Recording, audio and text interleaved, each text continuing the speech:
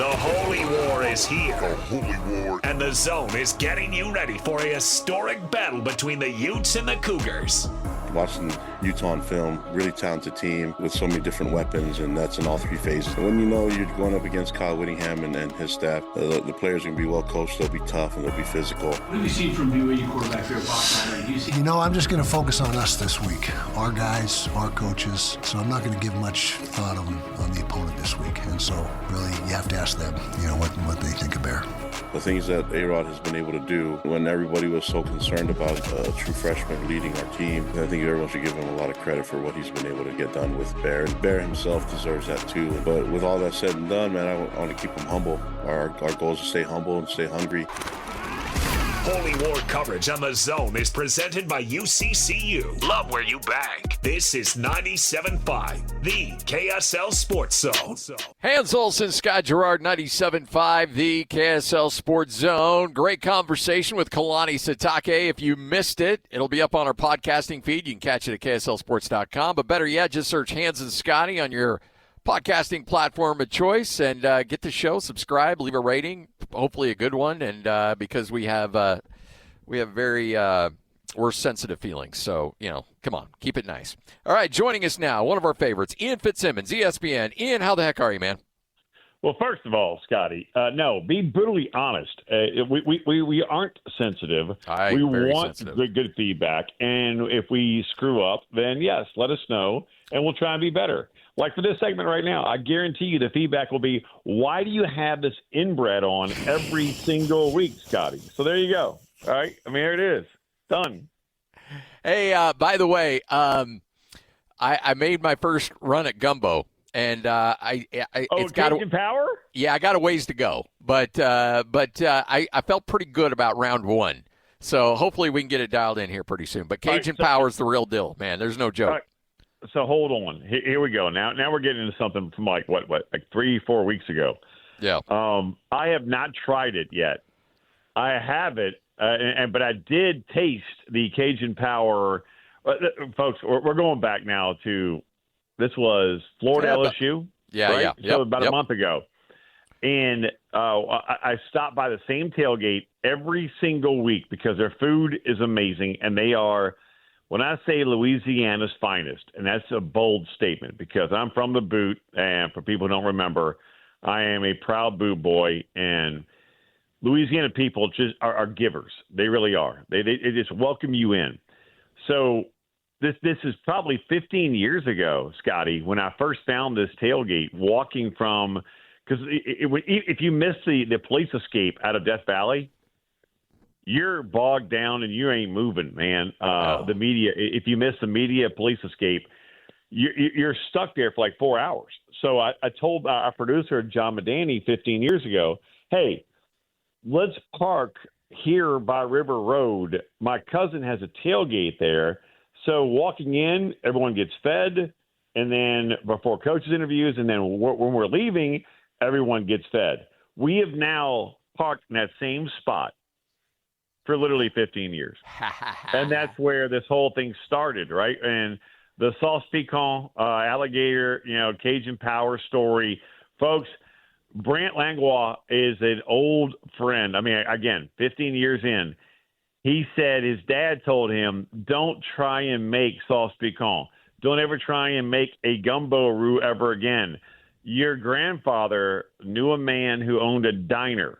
And Scotty, I sent you the video. Oh, yeah. Right? I mean, and the accent and everything else is so much better, right, with Brant. But so he even cheats. And if he's making a sauce piquant, you know what he does? He goes to Cajun Power, buys about 15 jars, and just dumps it in it and swears he cooked it all day. Yeah, smart man. So gumbo, same thing, right? There it is. Right? But you got to play with it. I mean, do you add Tabasco? Do you add a little Tony Chachere's, right? Yes. Some more garlic. You got to play with it a little bit. But that roux is a pain to make, man. I mean, it normally takes you about 2 hours. And so, to your point, I get it. Play with it a little bit, Scotty, and you'll get it right. By the way, I got introduced to Tony's. Utah State played LSU in the Joe Burrow year, the national championship.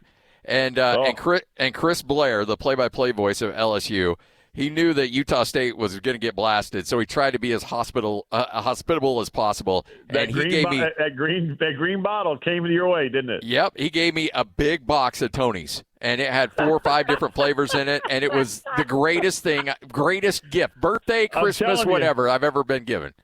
Hey, to every Louisianian out there along the Wasatch Front, man, we are a family. So there you go, Tony Chachere's and Cajun Power. Yeah. We're just trying to help it out. Now, all right, to ball. Thank you, Utah. Thank you, BYU. You didn't screw it up for me. Now, God dang it, Scotty. I wish I was assigned this game. I politicked. I tried. Nope, couldn't get it. And, man, it's going to get nasty. It's going to get medieval. I am a bit surprised that Vegas has Utah as a 3.5-point favorite. I thought it'd be closer to Pickett. And that scares me for my man Kalani Sitake and BYU. It really does, because I mean, you look at these two teams, dude.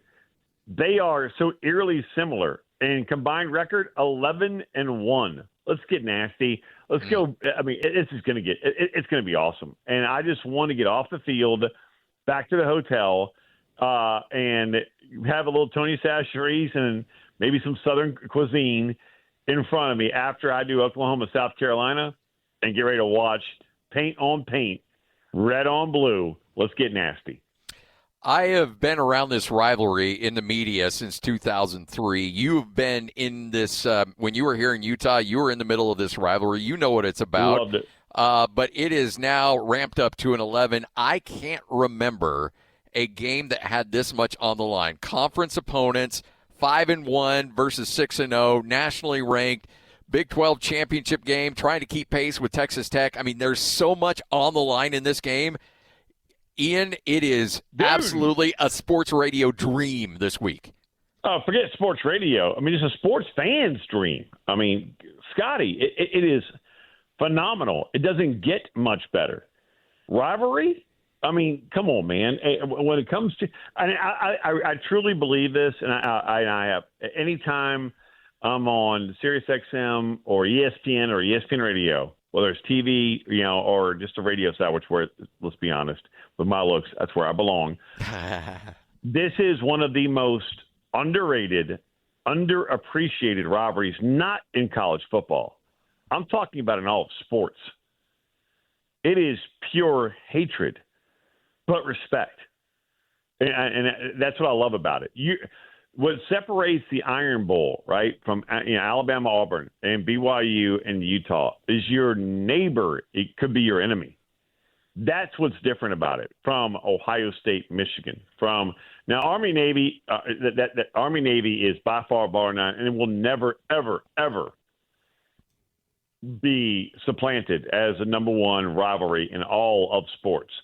But Red Sox Yankees is JV compared to the Iron Bowl and the Holy War in BYU, Utah. You go on down the list of Lakers Celtics. I don't care. Cowboys and are going old school now. Commanders, but Redskins. I don't care. These are rivalries that when you're living next to your enemy, that's what separates it, and that's why I love and cherish rivalries like this in college football between BYU, Utah, and Auburn, Alabama. Your neighbor is literally and could be your enemy. Doesn't get much better. So, Ian, we get caught in a vacuum here in the state of Utah a little bit. You made it, man. What happened, dude? Where you been? Well, Scotty just told me, he said, for the first half of this interview, just stay quiet. Yep. I'm like, hey, me and Ian have some talking to do. And by the way, I lived a year in New Orleans. I really want to know what happened behind the scenes. Coffee kick in? What happened? We got some. What's going on? Oh, it's a long story, Ian. I read the wrong part of the schedule, and I thought I was in studio. And we happen to be on remote. So much. That's so awful compared to the story I really wanted to hear. But anyway, go ahead. Come on, Hans. What do we got? Well, we get caught in a vacuum here. And you remember when you were here, you get caught in a vacuum, and you believe the BYU-Utah rivalry is the biggest thing on planet Earth. Now that you're kind of the 30,000-foot view of all of college football, where does this rivalry fit nationally? I was just talking about it, Hans. I didn't appreciate it until I got there.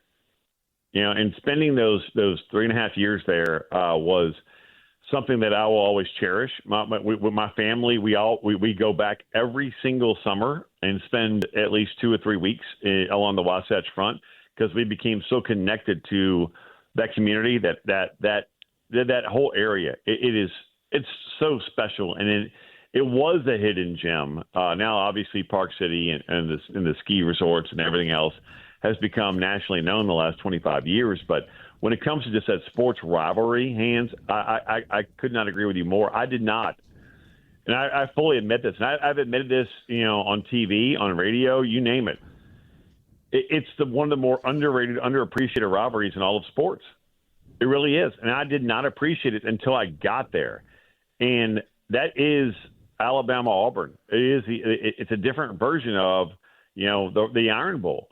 Because your neighbor could be your most hated rival. Now, you may love your neighbor, right? I mean, and you're having Sunday dinners together, or you're watching, you're having chicken wings or whatever on Saturdays until this week. And at this week, you're looking at your neighbor going, "All right, man, I love you as a college football fan, but you get the hell out of my house."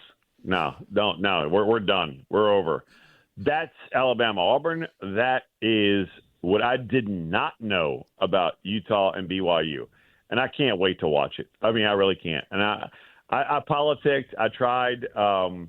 And basically, this is a Westwood 1 game, and they're not turning it loose. So, man, I wish I was out there. But, Hans, to your point, it is a rivalry now that it's a conference game, Scotty. And you can elaborate a little bit on this, to my point here.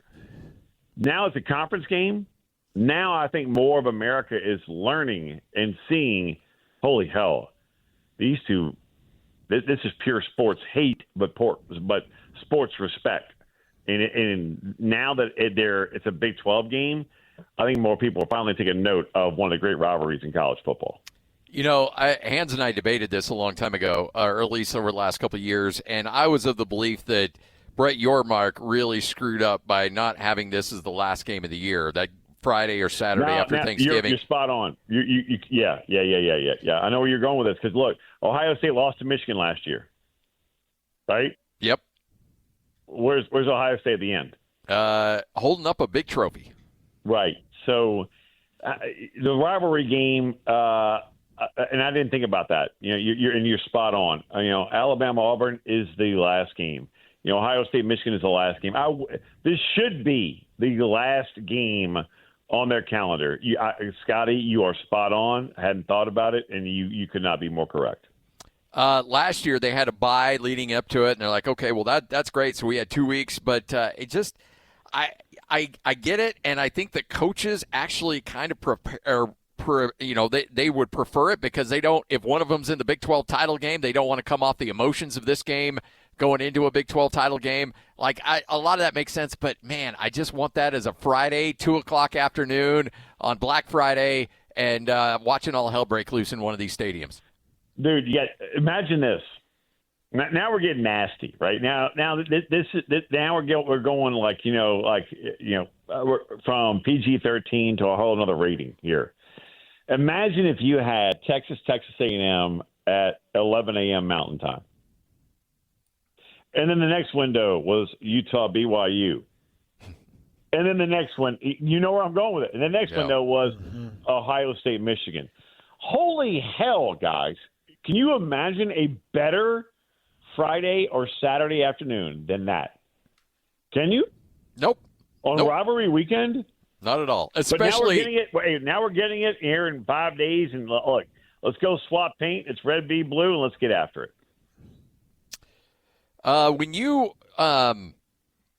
if somebody from ESPN brought you in and said, "Hey, Ian, we love you. You've been great, but you're fired. We're going a different direction. But here's $50 million not to work anymore." You got to probably have a big smile on your face. I know Franklin's a competitor, but that's a nice going away prize. Hey, Hans, you ready for this one? Here's my response. You ready? Which door do you want me to go out of? You surprised they pulled the trigger now? I'm going to sprint to it if you're going to give me $50 million. Look, a lot of people are up in arms because Penn State was literally a play away from contending and being in the national championship game. They made the CFP semifinal, and we're literally one play away from beating Notre Dame and being in the national championship. Now you fast forward, and this is the cutthroat world of coaching. You know, my brother, from a lot of people who may be new to us having these conversations, you know, is a longtime college and NFL coach now with the Seattle Seahawks. And, you know, when you fire a head coach, you're firing not just he and his family, but every position coach, every strength and conditioning coach, every nutritionist. There's about, 150 people that are going to be impacted by it. And so when you look at James Franklin and what happened there, this is going to get nasty, guys, because get ready. But get your pen out, Scotty. Ready? Virginia Tech is open. Yep. P4 job. Stanford is open. P4 job. UCLA, P4 job. And Jerry Neuheisel and Skipper are doing a remarkable job there in 2 weeks. You look at now Penn State, P4 job. Arkansas, P4 job. Is Florida going to come open? I mean, we can go down the list, guys. I mean, there may be 10 Power 4 positions, and half of them are logo schools. They're going to be open for business. Do you know how many coaches are going to get paid a lot of money to not leave? Yeah. Let that sink in, right? Yeah. Like Matt Rule right now didn't exactly shut it down yesterday. And if I'm a player in Nebraska, I'm going, But you got to put. I mean, Hans, you played, man. You still have to put, good film on there because film don't lie, right? Mm-hmm. But Matt Rule's in play there. Kurt Cignetti's in play there. So Indiana and and Nebraska are having to deal with those rumors about Penn State because Matt Rule, for people who don't know, played linebacker at Penn State, won a national championship at Penn State. So Cignetti kind of shut it down. And if I'm Kurt Cignetti, I'm not leaving. I'm pulling a Kyle Whittingham. There's going to be a statue of my ass outside that stadium, right? I mean, there's no way I'm leaving if I'm Kurt Cignetti. Why would you? The grass isn't always greener, guys. But and he's going to make a lot of money. Matt Rule either is going to go or stay at Nebraska. Either way, he's going to make a lot of money, along with Brent Key at Georgia Tech and some others. They're going to throw a boatload of cash at these guys. And Jimmy Sexton, who is the most powerful college football agent, is going to make a lot of guys a hell of a lot of coin. But, man, right now, if I'm Cignetti, I'm not leaving. Matt Rule, it's a little different because that's family. And Hans, you can talk more on that than I can because, like if BYU were to call you and go, hey, you want to coach? I mean, it's hard to turn down when Mama calls, as Bear Bryant famously said. No question about it. Ian, last thing for me, I wanted to ask you a little bit about Texas Tech. I was listening to Urban Meyer talk about Texas Tech, said that he believes they can compete with the top teams in the SEC. They can. Okay, tell me where you're at with them. Look at the size, the physicality, and it starts at Joey McGuire. I mean, Joey Mack is just a player's coach and a people's coach. He allows every assistant to do their job. But when it comes to game time, he doesn't want to beat you. He wants to embarrass you. And that's what I truly appreciate about Texas Tech. And, yeah, Cody Campbell and the Double Eagles, they went and spent and for people who don't know who Cody Campbell is, he is literally a billionaire oil tycoon who played offensive line at Texas Tech. He has thrown a boatload of NIL money at this program, but not to the best players. As Joe McGuire told me 3 weeks ago, it's to the right players. And Scotty, Hans, you guys know the right guys are a hell of a lot better than the best guys. And you're seeing it right now with Texas Tech. They are a legit college football playoff contender. No doubt about it. Hey, I wanted before we let you go, I want to get your thoughts on one quick story, and give me your odds on Bill Belichick. That was not me in the back of the end zone naked. No, it wasn't me. Okay. Wait, what? Oh, which one? Bill Belichick finishes the season. I was not in Portland naked in any of those protests. No, it wasn't me. Next one. I don't believe you. I don't believe you either. Hands, come on, bro. That's so wrong. Go ahead, Scotty. What's your question? I can't imagine there isn't Bourbon Street footage of our guy Ian. Oh, There might be. That might be true. Hold on a minute. That last one could be true. Go with ahead. with beads on and nothing else. Oh, yeah. Or a That video was my of wife. Never mind. Go ahead. Or video of Ian in Portland with a septum piercing and green hair. No clothes. I used to like you guys. Anyway, go ahead. What do you got? I got tears right now. What do you have? Come on. Bill Belichick finishes the season at North Carolina, yes or no? Yes, he does. Next year, I would be betting against it. So that whole thing is just gone up. It's kind of sad, look, actually. Bubba Cunningham, the AD there, did not want to hire Bill Belichick. You know who he wanted, guys?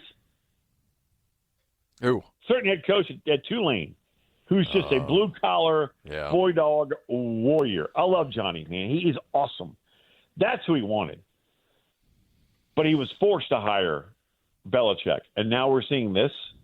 It doesn't get much worse. No. You want to see worse? Imagine me naked on Bourbon Street. There you go, right there. There it is. That's worse, right? Hey. I mean, what UNC has right now is worse than what I just mentioned. There you go.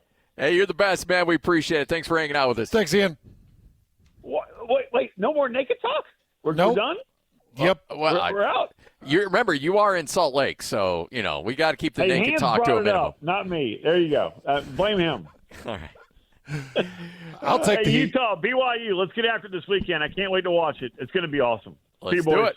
See you, brother. Ian Fitzsimmons, ESPN, right here on 97.5, the KSL Sports Zone. It's time to saddle up and talk about the winners and the losers. This is the good, the bad, and the ugly. Now, here's the good. Hans and Scotty, it is your good, your bad, the ugly. All presented by RGS Exteriors. Let's get it going, folks. There's so much going on out there. Hans, starting with the good, AP poll released for the upcoming college basketball season. I know we're all dialed into football. We're knee-deep on rivalry week, but how about BYU coming in at number 8 in the AP poll? And if you look at the points, they're only about 30 points away from being number 6. They're right there in a group of teams with an opportunity to climb even higher pretty quickly. Well, what do you think? Good or bad? I think it's good. I mean, look, you got all these expectations. Now, why not lean into it? You're not surprising anybody. You're not sneaking up on anybody, so you might as well be like, yep, let's go. You're already a target. You're a target regardless. So because A.J. DeBonsa really did go on the media tour. He did. And he has been singing the BYU praises. And he has been very vocal, and he's followed by millions. Like, everybody knows who A.J. DeBonsa is, so you're right. You're not going to hide it. So you might as well embrace it. But now you've just got to answer to it. So all the preseason expectations are set. Now you just got to answer to it. And you've got to get that action out of Wright. You got to get it out of Saunders. You've got to get these guys going early. You got to win some of these preseason tournaments. Because when you get into Big 12 play, all bets are off. Yeah, it's a gauntlet. You're sitting in a basketball conference. It's becoming a football conference. They're doing a really good job. It's a beautiful football conference. But it would be more well-known for its basketball. Mm-hmm. So you're going to tell me that some of these blue bloods, Kansas, some of these other blue bloods that sit in this conference are just going to be like, oh, yeah, it's their conference. Oh, yeah, they can come in and own it. Oh, yeah, we'll just bow down. No, they're going to put a target on them. And they're going to try to prove something. And I don't know exactly how that happens on a college basketball court because I didn't play college basketball. I can tell you how it happened on a college football field, and that would be to be ultra aggressive with the 2 or 3 key players. And you draw up designs, and you're like, we're going at him, and we're going to break him. And when we break him, the rest of the team will crumble because they're no good without him. So my guess is everybody's going to have a target on A.J. DeBonsa. Everybody's going to have a big target on BYU. And I like their preseason ranking a lot. I think it's a lot of fun. Gets great national headlines. But it also comes with a cost. I do think that there's a certain level of focus you have when you are expected to be great. Then you know you have to deliver every single week. When you're picked 10th or 15th in the preseason poll and nobody has any aspirations of you doing anything, then, you got a little bit of a learning curve. You got a little bit of a honeymoon phase to kind of ramp up to where you want to be because nobody expects anything out of you. But you have to be elite, great from game number one. If I'm Kevin Young, you have a bad practice, you're like, hey, guess what? We don't have the opportunity to have bad practices. We have to be great because everybody expects us to be great. You expect yourself to be great. So every single day we have to be great because right now everybody has us circled. AJ, you come in here, has everybody circling that. We're going to go to any arena, and it's going to be a madhouse, and you're going to be yelled at, screamed at, called every name in the book. And guess what? You have to step up and win games and rub their noses in it. And as a competitor, I got to imagine you love that. I think you love it, and I've got to imagine the practices have been lively. With Rob Wright and the transfer situation and Richie Saunders returning and probably wanting to remain the top dog. He was the tater tot king. Yeah. And he was one of the big storylines of last year's tournament run. You've got Keba Keita, who is ultra physical, returning from last year. It's like, geez, Keba Keita and AJ DeBonza, what do you even do with the two of those guys? Keba's a defensive matchup nightmare. His trailing block and his hustle and his length and athleticism, and then you throw in a couple of younger guys that are coming in. You throw in some three-point shooting with Boscovich and others. It's like, geez, Scotty. Is 8 high enough? I think it would be more like 6, but you don't want to keep steeping the expectations on a team that hasn't made it past an Elite 8. Well, yeah. And there's an organization, but there's a program that's never made it past an Elite 8. And only made an Elite 8 once, and that was Danny Ainge back in 1983 or 84, somewhere around there. Yep.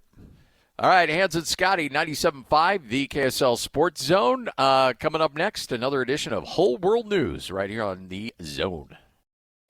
It's time to span the globe for the hard-hitting news you care about. Well, not really. But hey, at least we found it interesting. This is Whole World News on 97.5, the KSL Sports Zone. We've got the whole world in our hands. You got the whole world in our hands. We've got the whole world in our hands. We've got the whole world in our hands. We've got the whole. Hans and Scotty, 97.5, the KSL Sports Zone. Bill Armstrong, general manager of the Utah Mammoth, going to join us coming up here in about 10 minutes, Hans. All right, so usually we go away from sports, but we're going to stay somewhat sports specific because I always know you love these excuses. We go to London for our Whole World News. And this is a tennis player named Goncalo Oliveira. Oh, boy. And he represents Venezuela. And back in November of 2024, he was playing in a tennis tournament in Mexico when he had a random drug test that was applied. Oh, I love these. And popped positive for extreme methamphetamines. Oh, okay. Wow. So last Friday, he had his trial with the Tennis Integrity Agency. It's the International Tennis Integrity Agency that represents the the world model.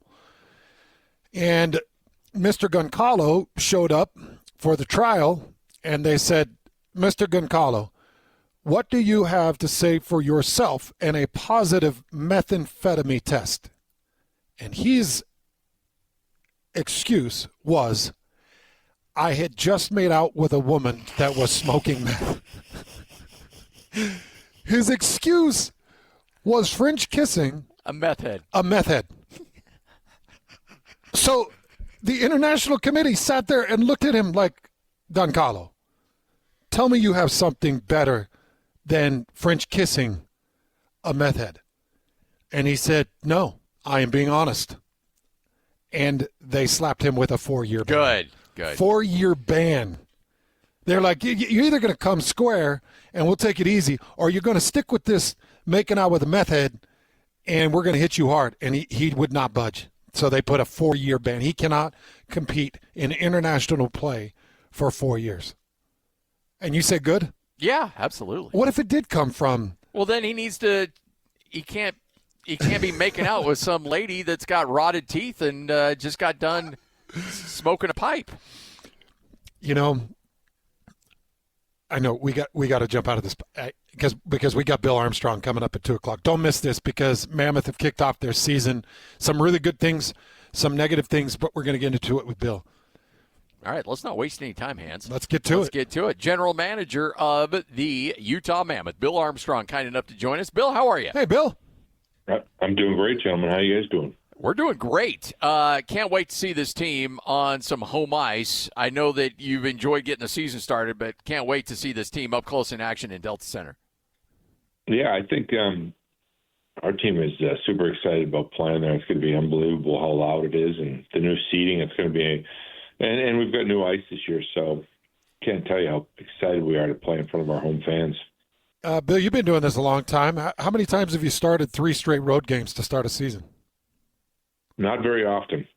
Yeah, it's kind of a crazy scheduling circumstance here, and I didn't quite understand it. I don't know if there's an explanation of scheduling, but it's not only starting you on foreign ice for the first 3 games, but some pretty tough games. What did you think when you first saw it, and what do you think of your outcome going through the 3 road games?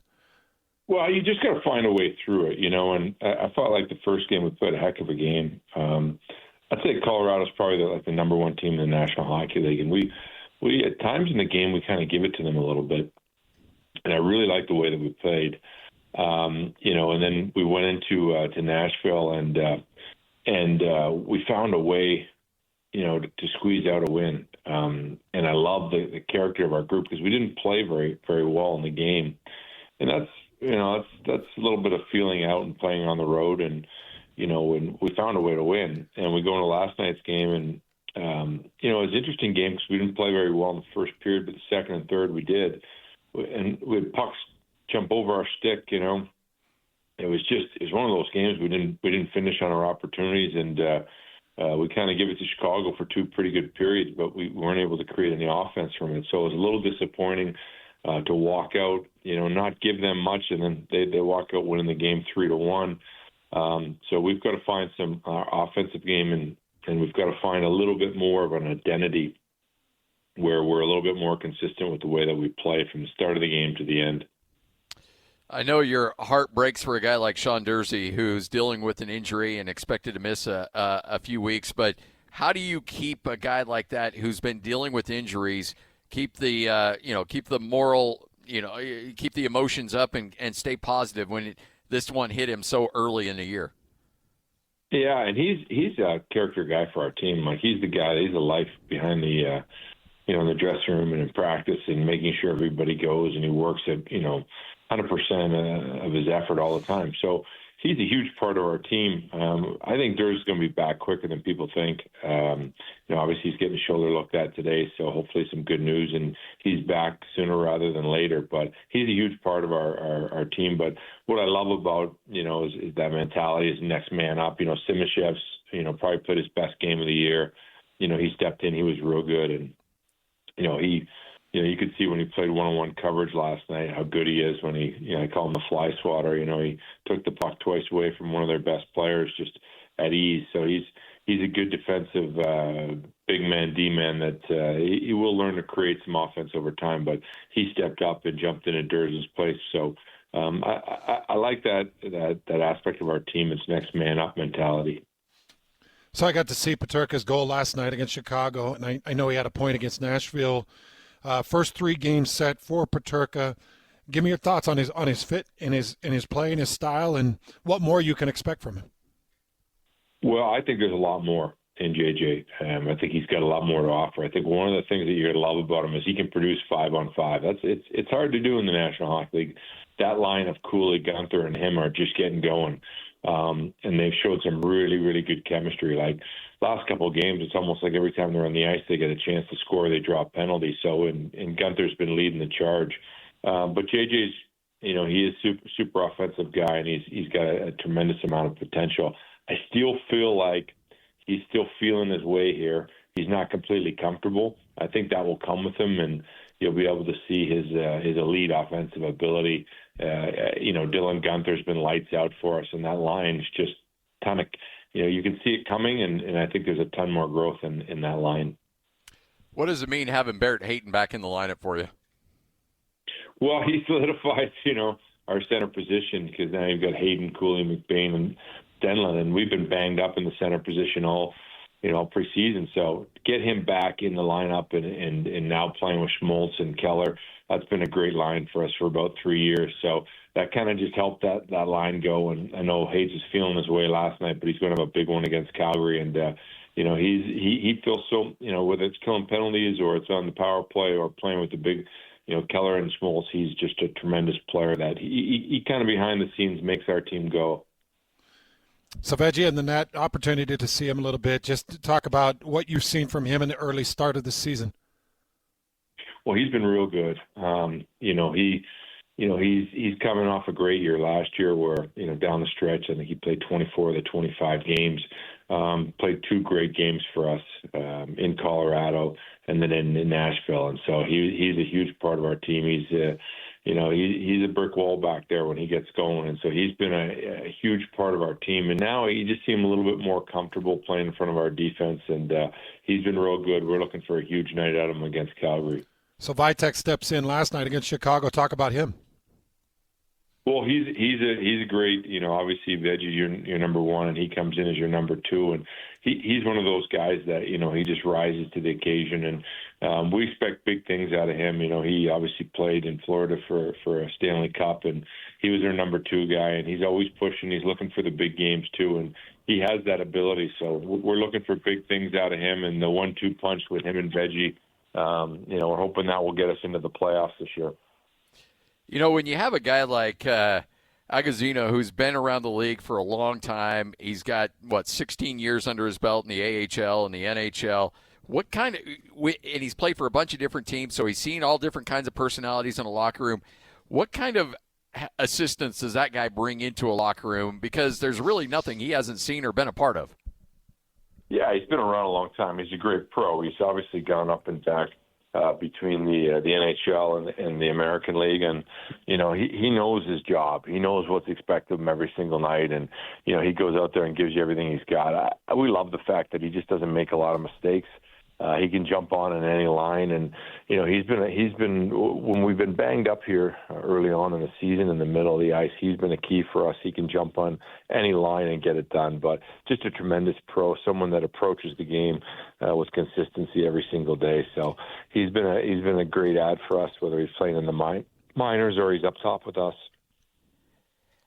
Do you like – I got to imagine you kind of like working and signing some of those guys in the latter part of their career because they know what they do well and they know what they don't do well, and they don't have any grand aspirations of doing anything differently. They've kind of figured out what they can do and do really well, and you're like, okay, I need you to do that, and don't worry about anything else, but just do that great, and we'll be in a good place.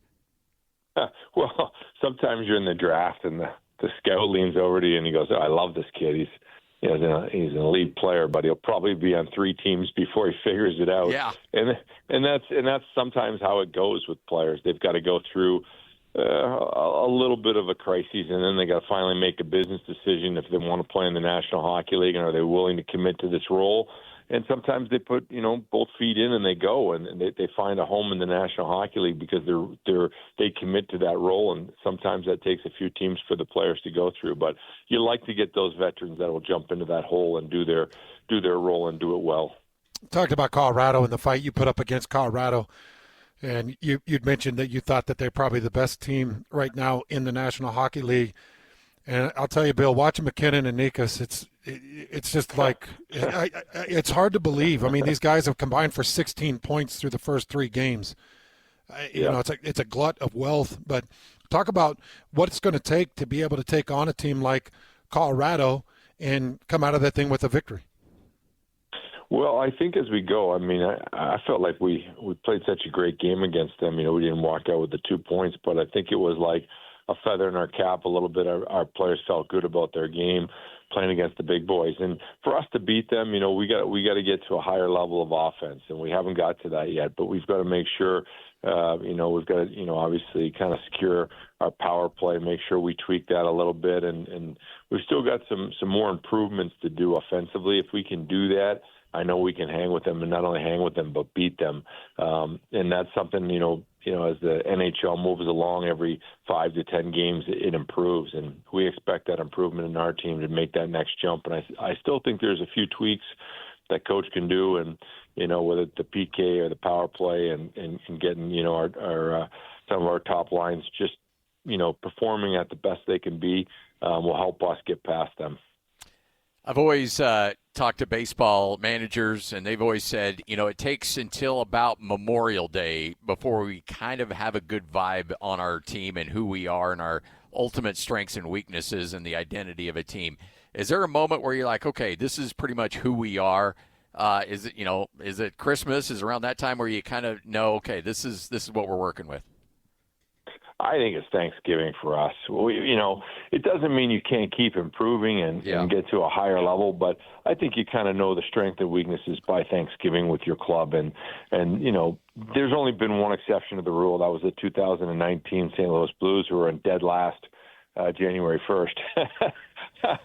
And went on to win it, and the analytics said that it's virtually impossible for us to make the playoffs. So we went on to win the whole thing, but most times you kind of know by Thanksgiving. So, Bill, what do you make of the Calgary Flames coming up tomorrow night, first home on ice? A couple things. They win in a shootout against Edmonton to open up the season on the road. Incredible win. And then they lose back-to-back games, 5-1 to Vancouver, 4-2 to St. Louis. And then it's interesting because they've got Vegas tonight at home, and then they make the trip out here to Utah on a back-to-back. So kind of walk us through what you're expecting from Calgary, playing on the back end of a back-to-back with a crazy win over the Oilers. What kind of team are they? Well, they're an interesting team. They're a young team. They've got a high-end goaltender that's a really young kid and Dustin Wolf, and when he plays, he's lights out. But they're going to have a little bit of inconsistency with their group because of how young they are. Anytime you add that many young guys into your lineup, I think they're one of the youngest teams in the National Hockey League. So you're going to have some inconsistencies. For us, we got to look to put it on them early and often. They're going to be adjusting to the elevation coming in, and we got to be ready to go and looking for some blood early on, and we got to bring it hard right out of the gate. So I think for us, we got to look at them, and make sure that we understand, they're playing, back-to-back games, but they're still dangerous. They're going to be looking for a win, and we got to put them to bed early. Bill, appreciate your time as always. Thanks for hanging out with us, and have a great week. Enjoy that game at home, opening up Delta Center, and again, look forward to chatting with you again next week. Okay, thanks, guys. You're great, Bill. Thanks. There he is, Bill Armstrong, right here on 97.5, the KSL Sports Zone. And to celebrate that home opener, well, guess what? We're giving away tickets. 801-575-ZONE. You heard Bill break down the Calgary Flames. Well, you can watch the Mammoth take on the Flames tomorrow night at Delta Center. All you have to do is be calling number 12 right now, 801-575-ZONE. Wow. That's a hot ticket. Yes, sir. That's basically a rebuilt lower bowl and brand new ice and great sight lines coming up in the lower bowl. Next year, we'll get the sight lines on the upper bowl, and everything's going to be just incredible. So an opportunity to get into that arena and see what's been done in there. And then this is going to be a good game. Yeah. I went through some of the things with Calgary. Beating the Oilers on opening night, that's pretty incredible. But back into back-to-back at Vegas, which is going to be a really tough game for them. But that's Vegas coming to them in Calgary and then flying out here for a back into back-to-back. I expect a home win. They played Colorado tough. Yeah, they did. And I mentioned those two Colorado players. 16 points between the two of them. Yeah, it's ridiculous. You probably have to take the top 5 scorers right now for the Mammoth to get to 16. Mm-hmm. So Colorado's really impressive, and they fought tooth and nail. Nearly got that thing. Hans and Scotty, 97.5, the KSL Sports Zone. Take a break. Coming up here in about 15 minutes, another edition of Sports Roulette as, again, we get you ready for Rivalry Week. Utah-BYU, 97.5, the KSL Sports Zone.